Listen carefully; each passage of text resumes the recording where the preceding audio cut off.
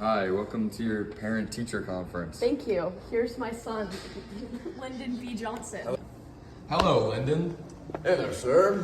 How are you? I'm doing good. Just have a seat wherever in my peaceful oasis. Thanks.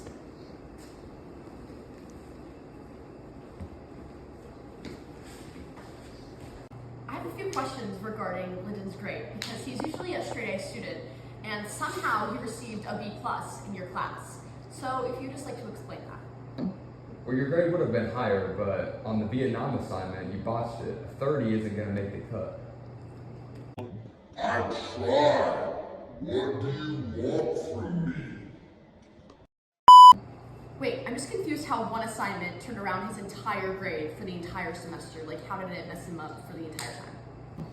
Well, the Vietnam project was weighted for more than a regular grade, so it brought your grade down a lot. B plus isn't a bad grade, this is an AP class.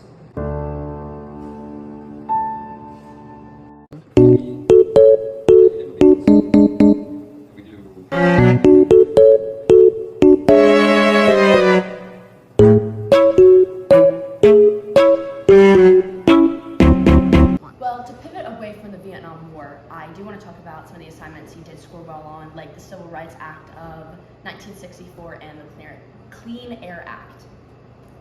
The Civil Rights Act of 1964.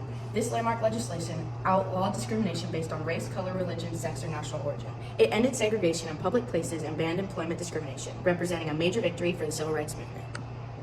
And that would be great, except for the fact that his best friend, John F. Kennedy, transferred schools, and after he transferred, he took every single paper from John F. Kennedy and turned it in as his own. So of course, he didn't get full marks for that.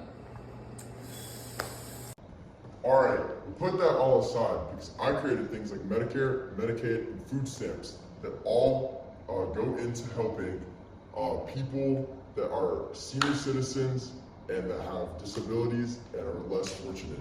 So it helps people, so I'm not that bad of a guy. This parent-teacher conference is clearly getting us nowhere. I'm leaving. Goodbye. Come on, hurry!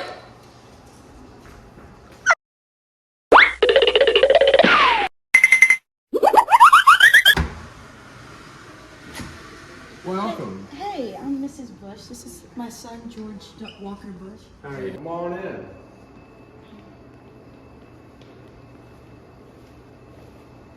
Take a seat.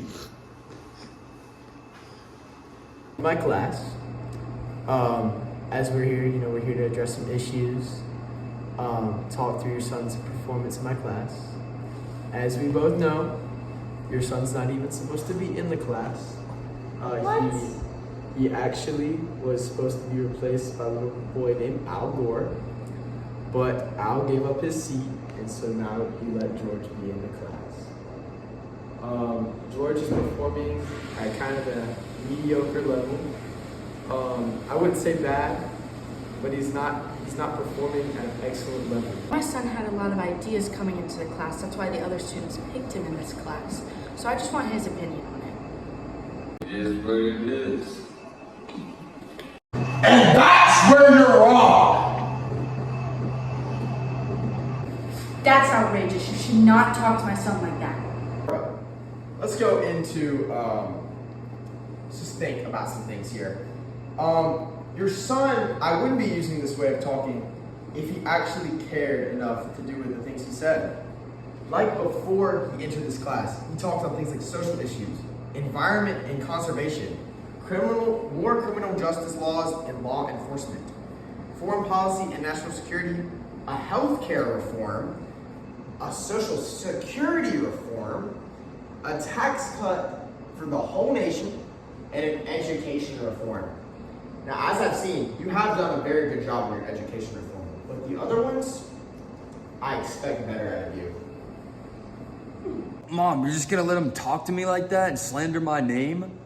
I'm going to focus on the bad stuff he did, but I like to focus on the good stuff, like the war on terror and his education policies.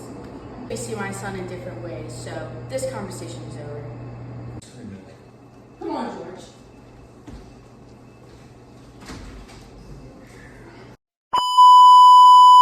And this is where you're wrong.